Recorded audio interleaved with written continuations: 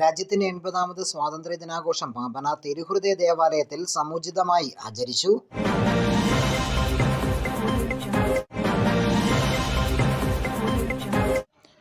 പാമ്പനാർ തിരുഹൃദയ ദേവാലയത്തിൽ ഫാദർ ജോസ് കുരുവിള കാടന്തുരുത്തലിന്റെ നേതൃത്വത്തിൽ രാജ്യത്തിന്റെ 80ാമത് സ്വാതന്ത്ര്യ ദിനാഘോഷം സമുചിതമായി ആചരിച്ചു.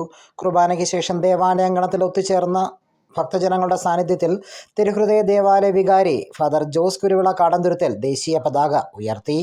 പീരുമേട് MLA അഡ്വക്കേറ്റ് സിറിയക് തോമസ് സ്വാതന്ത്ര്യ ദിന സന്ദേശം നൽകി. നമ്മുടെ രാജ്യം സ്വതന്ത്രമായിട്ട് 79 വർഷങ്ങളാണ് കഴിഞ്ഞു പോയത്. നമ്മുടെ രാജ്യത്തിൻ്റെ അഖണ്ഡതയും ഐക്യവുമൊക്കെ കാത്തു സംരക്ഷിക്കുവാൻ ദൃഢപ്രതിജ്ഞ ചെയ്തുകൊണ്ടാണ് നമ്മൾ ഈ സ്വാതന്ത്ര്യ ദിനത്തിന് നമ്മളുടെ ആചരണങ്ങളൊക്കെ നമ്മൾ നടത്തുന്നത്.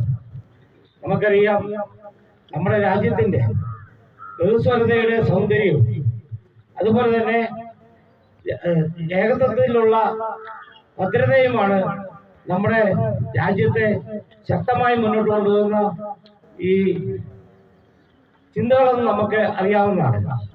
മത നിരപേക്ഷതയും അതുപോലെ തന്നെ ജനാധിപത്യ മൂല്യങ്ങളുമാണ് എന്നും നമ്മൾ ഉയർത്തിപ്പിടിച്ച തത്വങ്ങൾ. അതാണ് നമുക്ക് യഥാർത്ഥ സ്വാതന്ത്ര്യം നമുക്ക് നൽകുന്നത്. അതിനൊക്കെ നമ്മൾ മുറുകെ പിടിക്കുന്നത് നമ്മുടെ ഇന്ത്യൻ ഭരണഘടനയാണ്.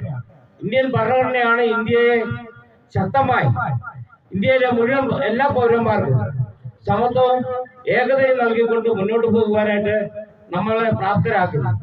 നമുക്കറിയാം, ഇന്ത്യയിലെ എല്ലാ പൗരന്മാർക്കും ഏതൊരാൾക്കും സമത്വവും അതുപോലെ തന്നെ തുല്യ അവസരവും ലഭ്യമാകുന്നതിനുള്ള അവകാശങ്ങൾ നമുക്കുണ്ട്.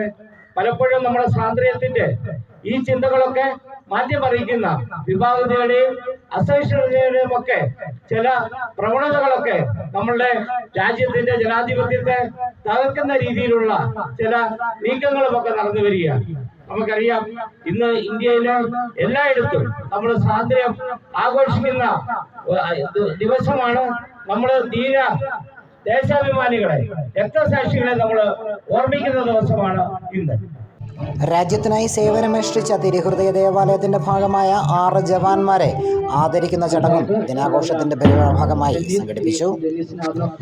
ദിനാഘോഷ ചടങ്ങുകൾക്ക് പാമ്പനാർ ഗവൺമെന്റ് ഹൈസ്കൂളിലെ SPC വിദ്യാർത്ഥികളും സ്കൂളിൽ ആദ്യമായി തുടക്കം കുറിച്ച ബാൻഡ് സംഘവും പതാക ഉയർത്തലിലും സ്വാതന്ത്ര്യ ദിനാഘോഷ പരിപാടികളിലും ഭാഗമായി. News bureau, Peerumedu live.